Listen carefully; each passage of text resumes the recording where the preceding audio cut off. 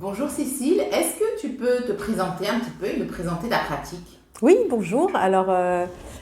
Donc je suis praticienne de médecine traditionnelle chinoise depuis une dizaine d'années comme un second souffle professionnel. Voilà, la médecine traditionnelle chinoise, c'est une ancienne médecine au même titre que d'autres vieilles médecines comme la médecine arabe, l'ayurvédique, la médecine mexicaine, enfin toutes ces médecines qui existaient avant le siècle des Lumières et avant qu'on aille chercher dans les cellules et dans le microscopique les causes des maladies. Voilà. Donc c'est des médecines qui paraissent simples, mais qui ont l'avantage en tout cas d'avoir une approche globale du corps. On va se baser sur des paramètres palpables, physiques. Est-ce que c'est chaud, est-ce que c'est froid, est-ce que c'est sec, est-ce que c'est humide? On va regarder la langue, les yeux, on va prendre le pouls. Donc ça a l'avantage d'avoir une approche globale. C'est pour ça qu'on les appelle des médecines holistiques. Et est-ce que tu peux nous parler du regard de la ménopause en fait, par la médecine chinoise? Oui, alors la ménopause fait partie d'une étape normale dans la vie d'une femme, dans la médecine chinoise. On dit qu'il y a des cycles énergétiques de 7 ans chez la femme et de 8 ans chez l'homme. Alors il faut savoir qu'on parle de la ménopause chez la femme, il se passe aussi des choses chez l'homme. Ce n'est pas le sujet aujourd'hui, mais c'est important de le savoir. Et donc tous les 7 ans, il y a un passage et la ménopause correspond à 7 cycles de 7 ans. C'est-à-dire, ça devrait arriver autour des 49 ans. Et ça se manifeste par un changement physiologique en médecine chinoise dans lequel, en particulier, alors il y a plusieurs changements, mais le principal, c'est que le Chongmai, la mère du sang, va arrêter de nourrir autant l'utérus. C'est-à-dire que jusqu'à la ménopause, ce méridien extraordinaire va permettre une nutrition régulière de cette matrice pour préparer une fécondation future, une nidation. Donc voilà, donc la ménopause correspond à cette période qu'on appelle aussi parfois le nouveau printemps de la femme. Ah, c'est intéressant, le nouveau printemps de la femme, c'est-à-dire? C'est-à-dire qu'on va redémarrer sur des nouvelles bases. Puisque en fait, la femme va devenir un peu plus yang finalement. C'est-à-dire jusqu'à cet âge-là, on dit que la femme est caractérisée par son sang par rapport à l'homme qui est plutôt caractérisé par son chi. Ce sont leurs points faibles en fait.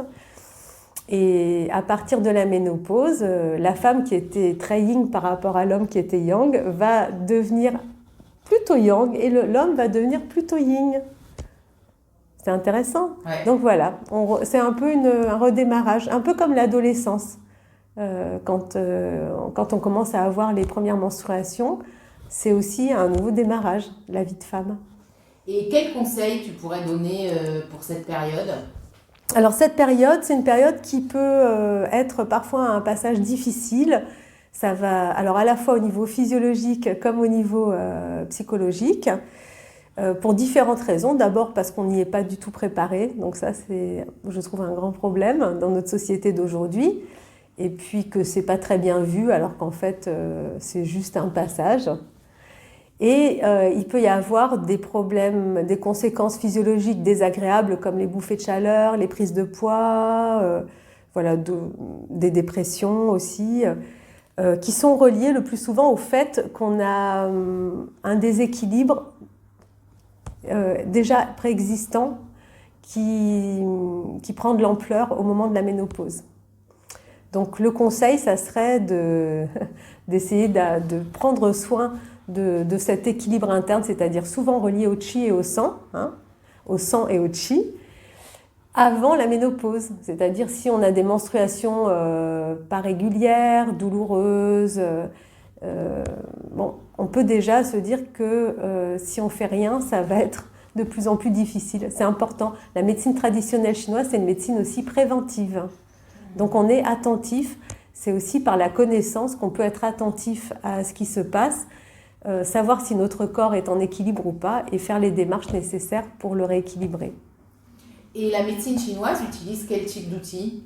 Alors les outils de la médecine chinoise, ce sont Le plus connu, c'est l'acupuncture, hein, qui est d'ailleurs classée au patrimoine mondial de l'humanité.